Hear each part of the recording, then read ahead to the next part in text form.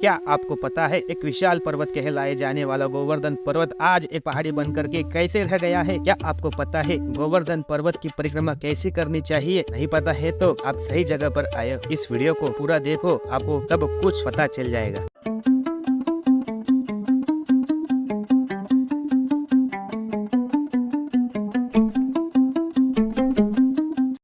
ब्रजभूमि यानी कि जिस जगह पर भगवान श्री कृष्ण और हमारी प्यारी किशोरी मैया सदैव निवास करते हैं वो भूमि, और ब्रजभूमि में भी वो परम पावन जगह यानी कि गोवर्धन, जिस जगह के बारे में हमारी किशोरी मैया स्वयं कहती है कि जहाँ गोवर्धन नहीं, जहाँ यमुना नहीं, मेरा मन वहाँ नहीं रमता। तो यारो आप ही बताओ ना, जो गोवर्धन स्वयं श्री राधा रानी के मन की प्रसन्नता बढ़ाता है, उस गोवर्धन पर्वत के कहने ही क्या। तो चलो यारो, आज आप और मैं मिलकर श्री गोवर्धन गिरिराज की परिक्रमा, दर्शन, पूजन और इस भूतल पर उनके प्राकट्य की कथा और किस वजह से एक विशाल पर्वत छोटा पहाड़ी बन गया, उसकी कथा भी सुनते हैं।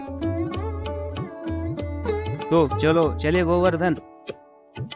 यह है दानघाटी मंदिर। चलो मंदिर के भीतर प्रवेश करते हैं। गोवर्धन जी की परिक्रमा इसी दानघाटी मंदिर से शुरू होती है और गोवर्धन जी की परिक्रमा दो भागों में है, बड़ी परिक्रमा और छोटी परिक्रमा। जो बड़ी परिक्रमा है ना वो 12 किलोमीटर की है और जो छोटी परिक्रमा है ना वो 10 किलोमीटर की है। ये दोनों परिक्रमा करने पर ही श्री भगवान गिरिराज गोवर्धन की एक पूरी परिक्रमा का पुण्य फल प्राप्त होता है। जो बड़ी परिक्रमा है उसमें संकर्षण कुंड, साक्षी गोपाल मंदिर, पूंछली का लोटा बाबा मंदिर, गिरिराज मुखारबिंद जैसे पड़ाव आते हैं। जो छोटी परिक्रमा है उसमें श्री लक्ष्मी नारायण मंदिर, श्री उद्धव कुंड, श्री राधा कुंड, श्री श्याम कुंड, श्री कुसुम सरोवर, श्री मानसी गंगा, ये सारे पड़ाव आते हैं। दोनों भी परिक्रमा दानघाटी मंदिर से शुरू होकर दानघाटी मंदिर पर ही पूर्णता प्राप्त करती है। इस दानघाटी मंदिर में गोवर्धन जी एक शिला के रूप में विराजमान है। उन शिला रूपी गोवर्धन जी का दूध से अभिषेक करके ही परिक्रमा शुरू करते हैं। चलो आपको उनके दर्शन करवाता हूँ। तो यह रहे श्री गिरिराज गोवर्धन जी। इन्हीं के दूधाभिषेक से यह गोवर्धन परिक्रमा की शुरुआत होती है। जय श्री गिरिराज गोवर्धन भगवान की जय। दानघाटी मंदिर में गिरिराज भगवान का दूध से अभिषेक करने के बाद चलो हम अपनी परिक्रमा शुरू करते हैं। सबसे पहले हम बड़ी परिक्रमा करेंगे। ये जो रोड साइन दिख रहा है ना, आप इसी रास्ते से बड़ी परिक्रमा शुरू होती है। जैसे कि मैंने पहले वाले व्लॉग में बताया था कि पूरे बरसाना परिक्रमा में रास्तों पर परिक्रमा मार्ग कौन सा है, किस तरफ जाना है, किस तरफ मुड़ना है, सब कुछ मेंशन किया हुआ है। वैसे ही गोवर्धन परिक्रमा में भी रास्तों पर लिखा हुआ है। आपको सिर्फ एक ही चीज करनी है, आपको यहाँ आना है और आराम से परिक्रमा लगानी है। वैसे आपको बताता चलूं कि गिरिराज भगवान की परिक्रमा में हमारा सबसे पहला पड़ाव है संकर्षण कुंड। जब तक संकर्षण कुंड के दर्शन का समय नहीं आता है तब तक मैं ठाकुर जी की कृपा से आपको गिरिराज भगवान के इस पृथ्वी तल पर प्राकट्य की कथा सुनाता हूँ। तो एक समय की बात है, हमारे ठाकुरानी और ठाकुर जी गोलोक में बैठकर बातें कर रहे थे। बातों ही बातों में हमारे प्यारे कन्हैया प्यारी राधा मैया से कह देते हैं कि हे प्रिय राधा, मैं जल्द ही पृथ्वी का भार उतारने के लिए और धर्म की स्थापना करने के लिए पृथ्वी पर अवतरित होऊंगा। इस वजह से हे प्राण वल्लभा, तुम्हें मेरा वियोग सहना होगा और मुझे अच्छे से मालूम है कि राधे, मेरे वियोग से तुम हमेशा भयभीत रहती हो। अतः प्रिय, तुम भी भूतल पर चलो और मेरे अवतार लीला में मेरा साथ निभाओ। यह सुनकर श्री राधा मैया हमारे कन्हैया से कहती है कि हे कन्हैया, जहाँ यमुना, वृंदावन यानी के गोलोक धाम और गोवर्धन पर्वत नहीं है, वहाँ मेरे मन को सुख नहीं मिल सकता। राधा मैया के मुख से यह सुनकर हमारे ठाकुर जी मन ही मन यह सोचने लगते हैं कि क्यों ना मैं समूचे गोलोक धाम को ही पृथ्वी पर भेज दूं। ऐसा करने से हमारी राधा मैया का मन भी वहाँ पर लगा रहेगा, भले मेरा उन्हें वियोग भी सहना पड़े तो। और हमारे कन्हैया पूरी 84 कोस ब्रज भूमि सहित यमुना, गोवर्धन पर्वत यानी के अपना धाम, दिव्य धाम गोलोक धाम यानी वृंदावन को ही इस भूतल पर भेज देते हैं। यारो, यह प्रसंग सुनकर मुझे तो यह लगता है कि जो स्वयं परमानंद रूपिणी है, जिनसे औरों को आनंद मिलता है, वो भला कैसे दुखी रह सकती है। ऐसी कौन सी जगह होगी जहाँ पर श्री राधा मैया को सुख नहीं मिलेगा। तो फिर राधा मैया ने ऐसा क्यों कहा कि मुझे सुख नहीं मिलेगा जहाँ पर यमुना और गोवर्धन नहीं होगा। वहाँ पे मुझे ऐसा लगता है कि हमारे राधा मैया ने कन्हैया से ऐसा इसलिए ही कहा होगा कि क्योंकि राधा मैया माँ है ना, तो इस वजह से ही उन्होंने ऐसा कहा। क्यों क्योंकि माँ को हमेशा अपने पुत्रों की चिंता लगी रहती है। आप जैसे मेरे जैसे पुत्रों के हित के लिए, यानी कि हम जैसे पुत्रों को जीते जी ही दिव्य गोलोक धाम वृंदावन का दर्शन करवाने के लिए हमारी प्यारी किशोरी मैया ने भगवान से ऐसा कहा होगा, और राधा मैया के मन की इच्छा अनुसार मुझे वृंदावन गोलोक धाम को ही भगवान इस पृथ्वी तल पर भेज देते हैं ताकि हम लोगों का भी उद्धार हो सके। तो चलो कथा पे आते हैं। तो मैं यह कह रहा था कि राधा मैया का मन नहीं लगेगा, यह सुनकर भगवान श्री गिरिधर गोपाल ब्रज की 84 कोस भूमि को ही पृथ्वी पर भेज देते हैं। जहाँ आज का वृंदावन बसा है, वही जगह पर भगवान गिरिधर गोपाल 84 कोस ब्रज भूमि को भेज देते हैं। और वही 84 कोस ब्रज की जो यात्रा है ना, वो वैष्णवों में सबसे परम पावन यात्रा मानी जाती है। लेकिन आपको एक बात कहूँ कि गिरिधर गोपाल ने गोवर्धन जी को ब्रज भूमि में भेजा नहीं था। सबसे पहले भगवान ने गोवर्धन पर्वत के अवतरित होने के हेतु द्रोणाचल पर्वत की पत्नी को माध्यम बनाया, और फिर क्या, भारतवर्ष से पश्चिम दिशा में द्रोणाचल पर्वत के पत्नी के गर्भ से हमारे गिरिराज गोवर्धन जी इस भूतल पर अवतरित होते हैं। जैसे ही गिरिराज गोवर्धन जी इस भूतल पर अवतरित होते हैं, वैसे ही पूरी की पूरी सृष्टि उनका आदर सत्कार करती है। पूरे पर्वत समूह गिरिधर गोपाल के एक अवतार यानी के गोवर्धन पर्वत जी के प्राकट्य दिन पर वहाँ पर आते हैं और खूब सारा आशीर्वाद, खूब सारी बधाइयाँ देकर के अपने अपने गंतव्य पर जाते हैं। लेकिन अब सवाल ये है कि गोवर्धन जी तो भारतवर्ष के पश्चिम दिशा में अवतरित हुए, तो वे इस ब्रज भूमि में कैसे आते हैं? तो एक समय की बात है, काशी निवासी परम पूज्य संत श्री पुलस्त्य जी ऋषि तीर्थ यात्रा कर रहे थे। तीर्थ यात्रा करते करते पुलस्त्य जी की दृष्टि गिरिराज गोवर्धन जी पे पड़ती है, और उनकी सुंदरता को देख मुनि श्रेष्ठ पुलस्त्य जी की गिरिराज गोवर्धन जी को प्राप्त करने की इच्छा हो जाती है। गोवर्धन जी को प्राप्त करने हेतु पुलस्त्य जी गिरिराज गोवर्धन जी के पिता के पास यानी के द्रोणाचल पर्वत के पास जाते हैं और अपने पुत्र गिरिराज गोवर्धन को मांगते हैं। पुलस्त्य जी द्रोणाचल जी से कहते हैं कि हे पर्वतों के स्वामी द्रोण, तुम बड़े श्रेष्ठ हो। मैं काशी का निवासी हूँ और तुम्हारे यहाँ याचक होकर आया हूँ। यह सुनकर द्रोणाचल जी पुलस्त्य जी से कहते हैं, हे मुनि श्रेष्ठ पुलस्त्य, आप जो आज्ञा करेंगे मैं आपको दे दूंगा। तब पुलस्त्य जी कहते हैं, मैं जहाँ का निवासी हूँ, मतलब बाबा विश्वनाथ की नगरी काशी, वहाँ पर कोई भी पर्वत विराजमान नहीं है। यानी कि जिस जगह पर स्वयं विश्वनाथ जी विराजमान है, गंगा मैया जहाँ पर कलकल बहती है, वहाँ पर एक भी पर्वत नहीं है। अतः उस नगरी की शोभा बढ़ाने के लिए और मुझ जैसे ऋषि मुनियों के एक दिव्य तपस्या के लिए तुम मुझे अपना पुत्र गोवर्धन को दे दो। मैं उसे ले जाके काशी में स्थापित करूंगा। अपने पुत्र से दूर होने से पुत्र वियोग होगा। यह सोचकर द्रोणाचल जी मन ही मन दुखी हो जाते हैं। लेकिन पुलस्त्य जी से यह वादा कर दिया था कि आप जो मांगोगे वो मैं आपको दे दूंगा। इस वजह से द्रोणाचल जी अपने पुत्र को पुलस्त्य जी को सौंपने का मन बना लेते हैं और अपने पुत्र को कहते हैं, बेटा गोवर्धन, तुम मुनि के साथ भारतवर्ष में जाओ। तब गोवर्धन जी पुलस्त्य जी से कहते हैं कि हे मुने, मैं बड़ा विशाल पर्वत हूँ, आप मुझे किस प्रकार ले चलेंगे?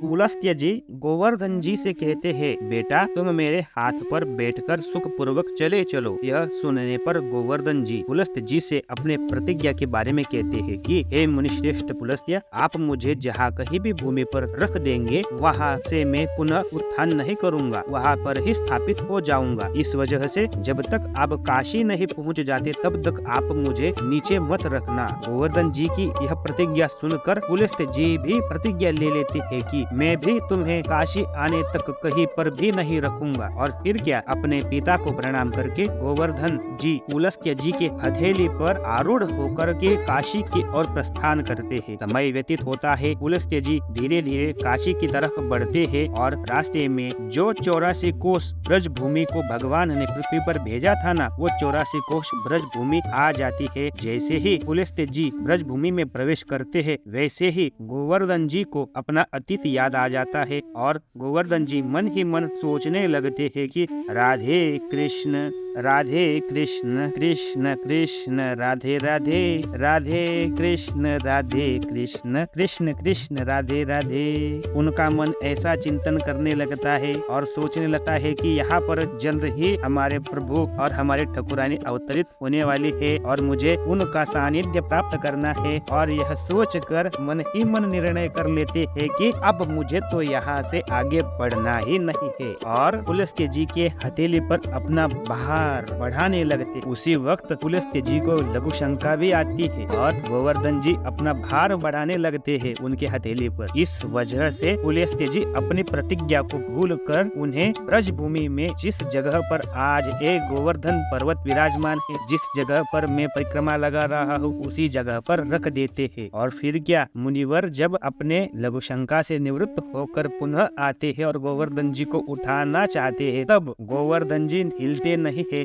गोवर्धन जी अपने जगह से जरा भी हिल नहीं रहे थे। इस वजह से पुलस्त्य जी गोवर्धन जी को मनाने लगते हैं, लेकिन गोवर्धन जी जरा भी नहीं मानते और कहते हैं, हे मुनिश्रेष्ठ पुलस्त्य, इसमें मेरा दोष नहीं है। आपने ही मुझे यहाँ स्थापित किया है और मैंने आपके सामने ही यह प्रतिज्ञा ली थी कि जिस जगह पर भी आप मुझे पहली बार रखोगे मैं उधर ही स्थापित हो जाऊंगा। मैं प्रतिज्ञाबद्ध हूँ, इसलिए मैं यह जगह नहीं छोड़ सकता। गोवर्धन जी के इस प्रकार कहने पर पुलस्त्य मुनि क्रोधित हो जाते हैं और गोवर्धन जी को श्राप दे देते हैं कि हे पर्वत, तुम बड़े ढीठ हो, तुमने मेरा मनोरथ पूर्ण नहीं किया, इसलिए तू प्रतिदिन तिल तिल भर क्षीण होता चला जा। ऐसा श्राप देकर पुलस्त्य जी काशी चले गए। श्राप प्राप्त करने के बाद भी गोवर्धन जी के मन में कोई ग्लानि नहीं हुई, क्योंकि उन्हें हमारे ठाकुर और ठाकुरानी का सानिध्य जो मिलने वाला था। मैंने आपको वीडियो की शुरुआत में बोला था कि एक पर्वत कहलाए जाने वाला गोवर्धन आज एक छोटी पहाड़ी क्यों लगता है। इसी श्राप के कारण वे तिल तिल भर रोज छोटे हो रहे हैं, इसलिए वो इतने छोटी हो गई है कि एक पहाड़ी के रूप में आज दिखाई पड़ते। उस श्राप के चलते तिल तिल कम होते होते एक विशाल पर्वत आज महज एक छोटी सी पहाड़ी रह गया है। कहते हैं कि गंगा मैया और यह गोवर्धन जी जब तक इस पृथ्वी पर है तब तक कलिकाल हावी नहीं होगा। जब यह दोनों विलुप्त हो जाएंगे तब कलिकाल अपने पीक पर रहेगा। इस व्लॉग की शुरुआत में जो सवाल मैंने आपसे पूछे, आपको उनका जवाब मिल गया। तो चलो इस गोवर्धन परिक्रमा के पहले पड़ाव की तरफ बढ़ते हैं। हमारा पहला पड़ाव है श्री संकर्षण कुंड। संकर्षण कुंड, ऐसा कहा जाता है कि संकर्षण नाम हमारे कन्हैया के ज्येष्ठ भ्राता यानी के बलदाव जी का है और उन्हीं के नाम से इस कुंड का नाम संकर्षण रखा गया है। लेकिन अगर आपने भागवत कथा सुनी या फिर पढ़ी होगी तो आपने संकर्षण भगवान की कथा भी सुनी या पढ़ी होगी। उसमें संकर्षण भगवान के धाम के बारे में बताया है, यानी कि संकर्षण भगवान कहाँ पर विराजमान है। तो हमें उसमें उल्लेख मिलता है कि पाताल लोक से भी बहुत नीचे जाने पर भगवान संकर्षण का दिव्य धाम आता है और नीचे से वे संकर्षण भगवान समुची सृष्टि के भार को उठाए हुए है और भगवान संकर्षण ने इस समुचे सृष्टि को नीचे से सपोर्ट दिया हुआ है। ऐसा वर्णन श्री भागवत भगवान में आता है संकर्षण भगवान के बारे में। लेकिन जो भी हो, इस कुंड का नाम चाहे बलदाऊ भैया से रखा गया हो या फिर हमारे प्यारे भगवान संकर्षण से, यह जगह है बड़ी पावन। ऐसा कहते हैं कि इस कुंड में एक बार स्नान करने से सभी पापों से मुक्ति मिल जाती है। इसलिए इस कुंड में स्नान करने के लिए या फिर इस कुंड का दर्शन करने के लिए इस गोवर्धन परिक्रमा को अवश्य करें। जय बलदाऊ भैया की और जय श्री संकर्षण भगवान की। चलो संकर्षण कुंड के तो दर्शन हो गए। कितना सुंदर था ना कुंड का नजारा। और कुंड के भीतर जो भगवान का श्री विग्रह स्थापित करवाया हुआ है वो कितना प्यारा लग रहा था ना। अभी हम अपने अगले पड़ाव की ओर बढ़ते हैं। हमारा अगला पड़ाव है श्री साक्षी गोपाल मंदिर, जिसे कि कान वाले बाबा मंदिर भी कहते हैं। ये देखो श्री साक्षी गोपाल का मंदिर, चलो दर्शन करवाता हूँ। इस मंदिर के पुजारी से मैंने पूछा कि इन्हें कान वाले बाबा क्यों कहते हैं, तो उन्होंने यह कहा कि इनके कान में जो भी मनोकामना बोली जाती है वो मनोकामना पूर्ण हो जाती है और यहाँ पे आकर भक्त उनके कान में अपनी मनोकामना बोलते हैं और उनकी मनोकामना पूर्ण हो जाती है। इस वजह से उनका नाम कान वाले बाबा पड़ा है।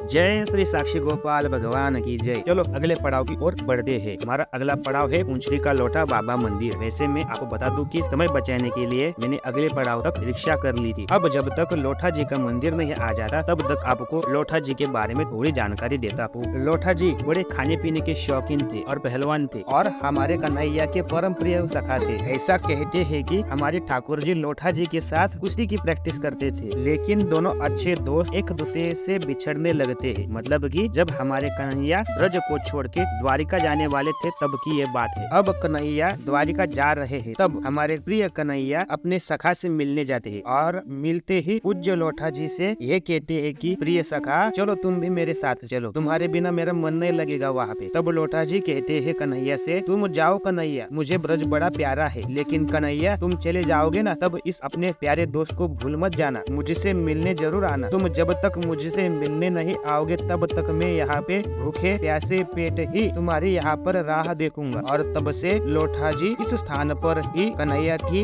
याद में उनकी राह देख रहे हैं। अपने परम प्रिय मित्र के मुख से ऐसा सुनकर हमारे कन्हैया का मन भर आता है और वो उनसे कहते हैं कि सखा तुम मुझे बड़े प्यारे हो, तुमको मैं कैसे भूल सकता हूँ, अतः तुम मेरे साथ नहीं आने वाले हो, इस वजह से मैं तुम्हें वरदान देता हूँ कि बिना कुछ खाए पिए ही तुम तंदुरुस्त रहोगे और मैं तुमसे एक दिन मिलने जरूर आऊंगा। और फिर क्या, तब से ही पूंछड़ी के लोठा बाबा मंदिर जिस जगह पर है ना, उस जगह पर लोठा जी कन्हैया की राह में तपस्या कर रहे हैं। ऐसी मान्यता है कि इनके दर्शन के बिना गोवर्धन की परिक्रमा अधूरी है और हर वैष्णव जो परिक्रमा करने वाला है उनको इस मंदिर में हाजिरी लगाना जरूरी है। चलो हम भी हाजिरी लगाते हैं। जय श्री पूंछड़ी के लोठा बाबा की जय हो, इस गोवर्धन परिक्रमा की जय हो, श्री गिरिराज भगवान की और जय हो गिरिधर गोविंद भगवान की।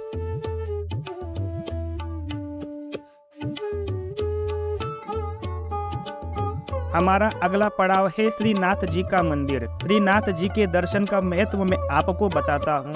श्री गर्ग संहिता के गिरिराज खंड के 7वें अध्याय के श्लोक संख्या 33 से 37 में श्री गर्गाचार्य जी कहते हैं कि पूर्व में जगन्नाथ भगवान, पश्चिम में द्वारिकानाथ भगवान, उत्तर में बद्रीनाथ भगवान, दक्षिण में श्री रंगनाथ भगवान, इन चारों नाथों के दर्शन किए और इस गोवर्धन के शिखर पर विराजमान श्रीनाथ जी के दर्शन नहीं किए तो सब का सब विफल हो जाता है। मतलब चारों जगह पर हो आवे और श्रीनाथ जी को मिलने नहीं आवे तो सब की सब तीर्थ यात्रा विफल हो जाती है। और यही नहीं, इन चारों दिशाओं में विराजमान चारों नाथों के दर्शन नहीं किए, सिर्फ गिरिराज भगवान के शिखर पर विराजमान श्रीनाथ जी के दर्शन किए तो सभी नाथों के दर्शन का फल मिल जाता है। ये महत्व है श्रीनाथ भगवान के दर्शन का। लेकिन मुझ अभाग्य को उनका दर्शन नहीं मिला।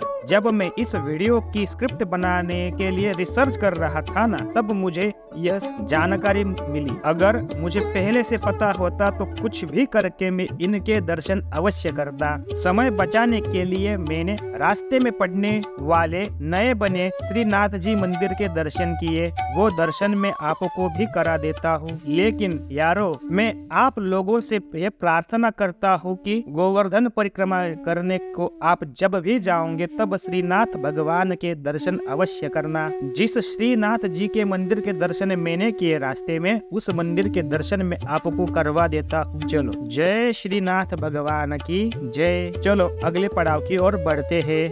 श्रीनाथ जी के मंदिर के दर्शन के बाद हमारा अगला पड़ाव है जतेपुरा मुखारबिंद। जतेपुरा मुखारबिंद गोवर्धन पर्वत का केंद्र है। जतेपुरा मुखारबिंद मंदिर एक विशाल चट्टान है जो गिरिराज के मुख के रूप में बना हुआ है और गोवर्धन पहाड़ी के आधार पर स्थित है और भक्त दूध, फूल और मिठाई चढ़ाकर इसकी पूजा करते हैं। और आप लोगों को तो यह पता ही है कि हमारे कन्हैया ने गिरिराज भगवान को दाहिने हाथ के छोटी उंगली पर उठाया था, इस वजह से उन्हें गिरधारी नाम पड़ा था। लेकिन उन्होंने पर्वत उठाने की शुरुआत कहाँ से की थी? तो पर्वत उठाने की शुरुआत भगवान ने इसी जगह से की थी। इसी जतिपुरा मुखारबिंद मंदिर से ही गिरिराज भगवान को गिरधर ने अपने हाथ की छोटी उंगली पर उठाया था, इसलिए इस जगह का विशेष महत्व है। चलो अगले पड़ाव की ओर बढ़ते हैं।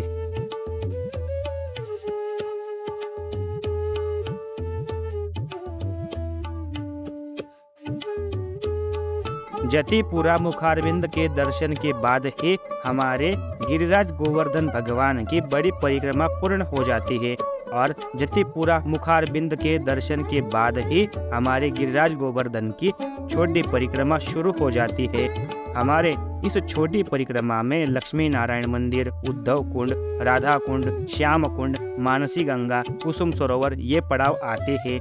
देखो आपको दिख रहा होगा ना ये रोड साइन, इसी मार्ग से छोटी परिक्रमा शुरू होती है।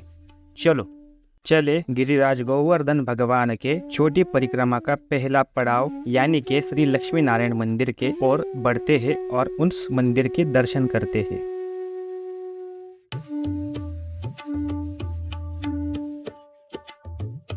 यह रहा गिरिराज भगवान के छोटी परिक्रमा का पहला पड़ाव श्री लक्ष्मी नारायण मंदिर। चलो दर्शन करते हैं।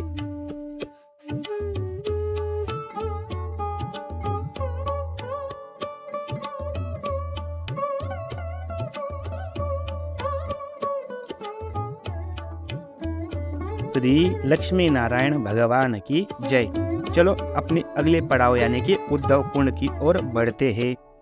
आपको बता दूं कि हमारा अगला पड़ाव है उद्धव कुंड। आप सब लोगों को पता ही होगा कि उद्धव जी कौन है, लेकिन फिर भी मैं आपको बता देता हूँ कि उद्धव जी भगवान के चचेरे भाई और परम सखा और योगियों के योगी परम भक्त थे। कंस के मर्दन के बाद भगवान ने कुछ समय मथुरा में बिताया। एक दिन उन्हें वृंदावन की याद आती है। भगवान का मन भर आता है, आंखों से आंसू निकल आते हैं। फिर भगवान उद्धव जी को बुलाकर और प्रेम गदगद वाणी में कहते हैं कि हे सखा, वृंदावन में सभी के सभी मेरे वियोग से व्याकुल हुए होंगे, अतः तुम शीघ्र जाकर के मैं जल्द ही वृंदावन आऊंगा ऐसा संदेश वहाँ पहुँचाना। लेकिन याद से सभी के सभी ब्रजवासियों को मेरा संदेशा जरूर पहुँचाना। तो फिर क्या, उद्धव जी यह संदेशा लेकर के वृंदावन की ओर बढ़ते हैं। उद्धव जी अपने को बहुत बड़ा भक्त समझते थे, लेकिन जब वे वृंदावन आते हैं तब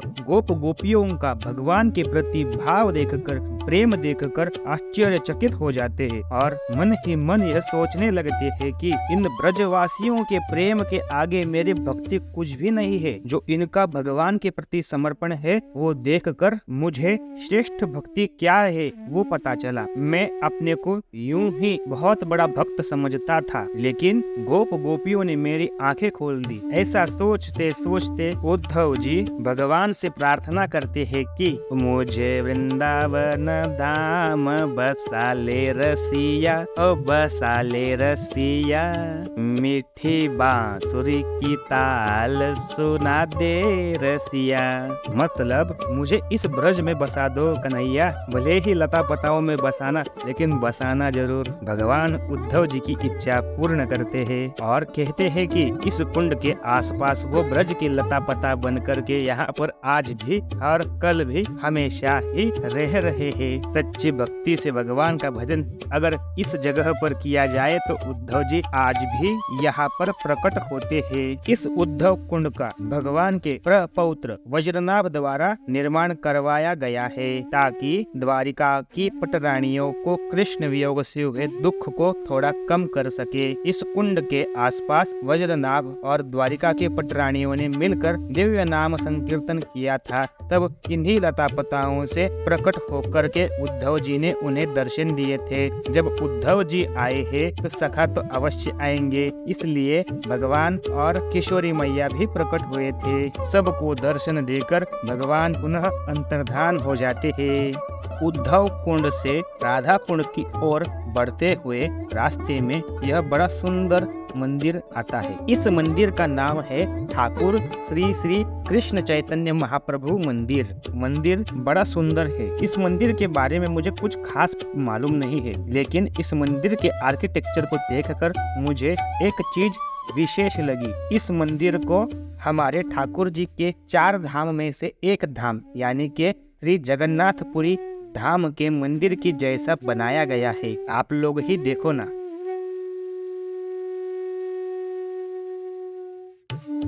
चलो अगले पड़ाव की ओर बढ़ते हैं। हमारा अगला पड़ाव है श्री राधा कुंड और श्री कृष्ण कुंड। जब तक श्री राधा कुंड के दर्शन नहीं होते तब तक मैं आपको उनके उत्पत्ति का कारण बताता हूँ। तो एक समय की बात है, ब्रज में गोप बालों सहित दाऊजी माँ, भैया और कन्हैया खेल रहे थे। तभी बैल के रूप में एक अरिष्टासुर नामक दैत्य आता है। यह अरिष्टासुर पूर्व जन्म में देव गुरु बृहस्पति का शिष्य था। अपने गुरु की तरफ पैर करके बैठने की वजह से बृहस्पति जी ने इसे बैल होने का श्राप दिया। बाद में असुरों के संगति में रहने से आसुरी वृत्तियां इसमें आ गई। अरिष्टासुर ने जब ब्रज में उथल पुथल मचाना शुरू किया तब भगवान ने उसे मार कर उसको श्राप से मुक्ति दी। बैल का शरीर त्याग कर वो ब्राह्मण के रूप में आया और भगवान को प्रणाम करके अपने गंतव्य पर चला गया। अब लेकिन अरिष्टासुर ने बैल के शरीर में भगवान से मुक्ति पाई, मतलब भगवान ने उसका वध किया, तब वो बैल बना हुआ था। इस वजह से भगवान पर गौ हत्या का दोष लगता है। अभी गौ हत्या से मुक्ति चाहिए तो उसका एक ही उपाय था कि इस भारतवर्ष में जितने भी तीर्थ है उन सभी के सभी तीर्थों में स्नान करना आवश्यक है। इस वजह से ही भगवान ने अपने बांसुरी की सहायता से एक कुंड खोदा और उस कुंड में सभी तीर्थों को आज्ञा दी कि इस कुंड में अपने अंश को भेजो। बाद में भगवान ने इस कुंड में स्नान करके अपने गौ हत्या के दोष को मिटाया। जो कुंड भगवान ने अपने बांसुरी से खोदा वो कुंड कृष्ण कुंड यानी कि श्याम कुंड के नाम से विख्यात हुआ। और जब भगवान का यह चमत्कार हमारे प्यारी किशोरी मैया ने देखा तब हमारी प्यारी किशोरी मैया ने कहा कि हे मधुसूदन, सिर्फ तुम्हें ही कुंड खोदने नहीं आते बांसुरी से, रुको मैं भी तुम्हें अपने कंगन से एक कुंड खुदवा के दिखाती हूँ। तब श्याम कुंड के बगल में ही हमारी किशोरी मैया ने अपने हाथ के कंगन से एक कुंड का निर्माण करवाया। उस कुंड का नाम राधा कुंड पड़ा। जब भगवान ने राधा मैया के इस कुंड को देखा तब भगवान ने वरदान दे दिया कि हे राधे, तुम्हारा कुंड मेरे कुंड से भी सुंदर है, मेरे कुंड से भी ज्यादा महिमा तुम्हारे कुंड की होगी, मेरे कुंड से भी ज्यादा फेमस तुम्हारा कुंड होगा। कितनी सुंदर लीला है ना हमारे ठाकुर जी की और ठाकुरानी की। उन दोनों के वजह से हम लोगों को तारने के लिए दो कुंड प्रकट हुए। इसीलिए जय हो इस राधा कुंड की, जय हो इस श्याम कुंड की और जय हो हमारे युगल सरकार की। ये रहा परम पावन श्री राधा कुंड और श्याम कुंड का पवित्र संगम और इस तरफ है श्री राधा कुंड और ये है परम पावन श्री श्याम कुंड।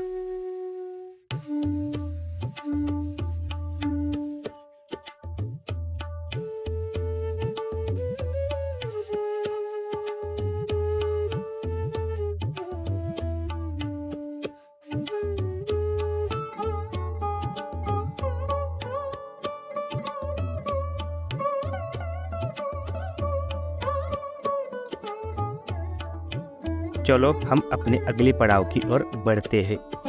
हमारा अगला पड़ाव है श्री कुसुम सरोवर। इस सरोवर के पीछे की कथा मैं आपको सुनाता हूँ। हमारे युगल सरकार जब इस धरती पर अवतरित थे तब जिस जगह पर यह सरोवर विराजमान है ना, इसी जगह पर बहुत सारे कदम्ब के वृक्ष थे और तो और ढेर सारे विभिन्न तरह के पुष्प इस जगह पर उगते थे। तो इस जगह पे हमारी किशोरी मैया पुष्प तोड़ने के बहाने अपने सहेलियों से बचती हुई हमारे कन्हैया से मिलने को आती थी ताकि दोनों प्रेमियों को एकांत मिल सके। और फिर क्या, मिलने आने के बाद दोनों प्रेमी इस जगह पर प्यार भरी बातें करते थे। मतलब ये कुसुम सरोवर हमारे ठाकुर जी और ठाकुरानी का एकांत में मिलने की जगह है। जय श्री कुसुम सरोवर की। चलो अगली पड़ाव की ओर बढ़ते हैं। वैसे आपको जानकारी दे दूं कि हमारा अगला पड़ाव है श्री मानसी गंगा कुंड। इस मानसी गंगा कुंड का मैं आपको इतिहास सुनाता हूँ और साथ ही में मानसी गंगा के किनारे पे बसे हुए इस भव्य दिव्य मुकुट मुखारबिंद मंदिर के दर्शन करवाता हूँ। मानसी गंगा, गंगा माने वही भगवती गंगा जो ठाकुर जी के पैर के अंगूठे से निकली, वही भगवती गंगा जो हमारे भोले बाबा की जटाओं से इस धरती पर बहने लगी। और मानसी का मतलब क्या है? मानसी माने मन से, लेकिन किसके मन से? हमारे ठाकुर जी के मन से। ठाकुर जी के मन में इच्छा निर्माण हुई और गंगा मैया यहाँ पर प्रकट हो गई, इसलिए इसे मानसी गंगा कहा गया है। एक बार श्री नंद यशोदा भगवान कृष्ण और अन्य ब्रजवासियों के साथ गंगा स्नान का विचार कर गंगा नदी की यात्रा कर रहे थे। चलते चलते जब वे सब गोवर्धन पहुँचे तो शाम हो गई, अतः रात्रि व्यतीत करने के लिए नंद महाराज ने वहाँ रात्रि विश्राम के लिए एक मनोरम स्थान का चयन किया। तब श्री कृष्ण के मन में विचार आया कि ब्रज धाम में ही सभी तीर्थों का वास है, परंतु ब्रजवासी इसकी महान महिमा से अनभिज्ञ है, इसलिए इसका समाधान निकालने के लिए कोई युक्ति लगानी होगी। श्री कृष्ण के मन में ऐसा विचार आते ही श्री गंगा मानसी रूप में गिरिराज की तलहटी में प्रकट हुई। प्रातः काल जब समस्त ब्रजवासियों ने गिरिराज तलहटी में श्री गंगा को देखा तो वे विस्मित हो गए। सभी को विस्मित देखकर अंतर्यामी भगवान बोले कि इस पावन ब्रजभूमि की सेवा के लिए तो तीनों लोकों के तीर्थ सभी यहाँ आकर विराजते हैं, परंतु फिर भी आप लोग ब्रज छोड़कर गंगा स्नान के लिए जा रहे हैं। इसी कारण माता गंगा आपके सम्मुख आविर्भूत हुई है, अतः आप लोग शीघ्र ही इस पवित्र गंगा जल में स्नानादि कार्य संपन्न करें। श्री नंद बाबा ने श्री कृष्ण की इस बात को सुनकर सब गोपों के साथ इसमें स्नान किया। रात्रि को सब ने दीप दान किया, तब से आज तक यहाँ पर यह परंपरा जारी है। ये रही मानसी गंगा कुंड की कथा जो मैंने आपको सुना दी। गिरिराज गोवर्धन भगवान के इस पावन परिक्रमा का हमारा आखिरी पड़ाव है, जहाँ से हमने यह पावन परिक्रमा शुरू की थी, यानी कि दान घाटी मंदिर। चलो दान घाटी मंदिर के दर्शन करते हैं। दान घाटी मंदिर से यह परिक्रमा शुरू होकर दान घाटी मंदिर पर ही संपूर्ण होती है। जय श्री गिरिराज गोवर्धन भगवान की जय। मानसी गंगा कुंड और श्री गिरिराज मुकुट मुखारविंद मंदिर के दर्शन के पश्चात पुनः दान घाटी मंदिर के दर्शन करके मैंने और आपने श्री गिरिराज गोवर्धन भगवान की मानसिक परिक्रमा पूर्ण की। इस मानसिक परिक्रमा में जो भी अपूर्णता रह गई होगी, उस अपूर्णता को पूर्ण करने के लिए कायेन वाचा मनसेन्द्रियैर्वा बुद्ध्यात्मना वा प्रकृतेः स्वभावात् करोमि यद्यद् सकलं परस्मै नारायणायति समर्पयामि। इस भाव से भगवान के श्री चरणों में समर्पित करते हैं और इस मानसिक परिक्रमा के फल स्वरूप श्री गिरिराज गोवर्धन जी और हमारे युगल सरकार आपको अवश्य ही शारीरिक परिक्रमा करने का अवसर प्रदान करेंगे, मतलब आपको ब्रज में अवश्य ही बुलाएंगे। और बस कुछ नहीं, अभी इस वीडियो को यहाँ पर ही पूर्ण करते हैं और गोवर्धन से वृंदावन की ओर प्रस्थान करते हैं। अगले वीडियो में मैं आपको वृंदावन के दर्शन कराऊंगा और इस वीडियो के पहले वीडियो में मैंने आपको बरसाना दर्शन करवाए थे। आप अभी जाकर के उस वीडियो को देख लीजिए। ये वीडियो आपको पसंद आया होगा तो इस वीडियो को लाइक करना, शेयर करना और चैनल को सब्सक्राइब करना। नया ही चैनल खोला है मैंने, आप लोगों का फीडबैक कमेंट्स बॉक्स में अवश्य लिखना। चलो मिलते हैं वृंदावन में। आप सब लोगों को मेरा सादर जय सिया राम और राधे राधे।